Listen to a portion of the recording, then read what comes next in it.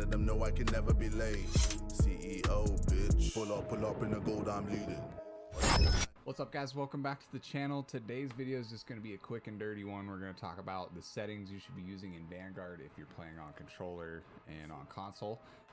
Also, there's one setting you can change. Literally, there's just a setting you can change that will fix it if you're having trouble with your slide canceling or your sprint movement. I was feeling like stuff was weird, like maybe my controller was acting up or auto tack sprint wasn't working or something, until I learned about this, and it's literally just a setting you can turn off and it fixes it, and you can slide cancel just like you can in Warzone, Modern Warfare, all that. So let's go jump right into it. Here it is. Okay, guys, so first of all, I want to show you this movement setting thing real quick, and I need to shout out No Fate on YouTube. My dude, I had no idea about this until I saw your video. I really appreciate this. This is seriously frustrating me. So if you guys could go over to No Fate's channel on YouTube, show him some love, say thanks, all that stuff for me, tell him Slimm sent you, I would appreciate it. We'll also drop a link to his channel down in the description below. But the settings you can do to fix your slide cancel crap, okay? You're gonna come down to automatic airborne mantle, all right? And I think by default it's turned on. I'm gonna set that to partial, okay? Hit show more, and then make sure grounded mantle and automatic ground mantle are turned off. I don't know why. Don't ask me why.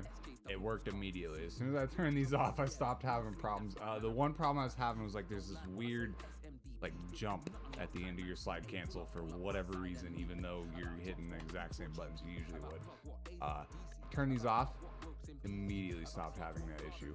So see if that works for you guys. Let me know in the comments below if it did, but it should.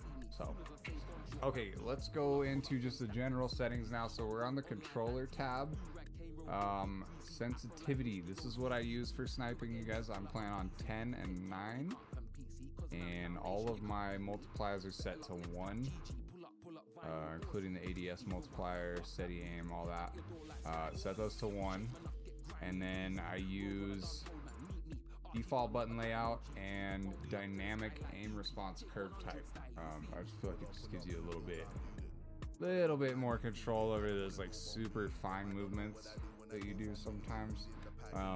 Those are my aim settings, and then let's see, custom sensitivity, zoom level I don't really mess with. Everything else is standard and default. The ADS sensitivity timing, this is one I wanted to point out too. I did play with this one a little bit. I tried out after zoom and instant. I didn't mess with gradual, it just seems like a weird mix, but I really prefer instant after having tried them all. I don't know. See, it feels weird when it's set to after zoom, because it's like it's not until you're scoped all the way in that it applies, and it takes so long to ADS in this game. So set that to instant and see how it feels, but you can kind of play with that one if you want.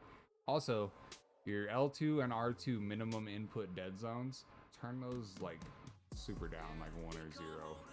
I don't feel like there should be any reason why you need a threshold for when you click your trigger. Like if you're trying to shoot your gun, you're trying to shoot your gun. There doesn't need to be any of this like, oh, I only pressed it halfway thing. So turn that down.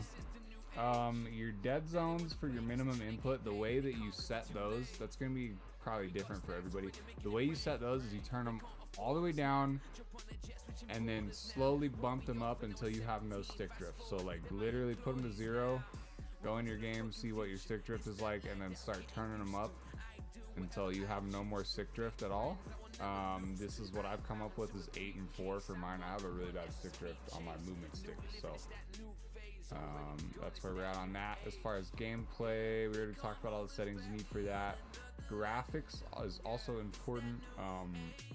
You have a field of view slider, so use that. I play on 115. I also use affected, not independent. Camera movement, turn that down. It's going to give you like camera shake effects, and if you turn that off, it helps you see stuff better. Also, things that will help you see better are weapon motion blur off, depth of field off, and world motion blur off. And for some reason, it seems like depth of field keeps turning itself on for me. So check that. Let me know if that does that for you guys too, would you please? Fidelity effects CAS, I'm not entirely sure what that does. It's supposed to help with the sharpness of scene rendering. So I know I had that on. I don't know why that was off, so we'll turn that back on. And that's everything I'm using, you guys. As far as the audio mix, play with that one, see what works best for you. I'm using the home theater because I have some decent headphones. So, and I didn't really like the headphones mix with these headphones. So I don't know if that's weird, but anyway. I hope this video helped you guys out. If it did, drop a like for me, subscribe if you're new to the channel. All that stuff really helps out a lot as far as a growing channel like ours. So I really appreciate it. Thank you again for watching, and I will see you guys in the next one. See no passing, CDM, new age dawn. Know that I'm never gone. Know that I'm never gone.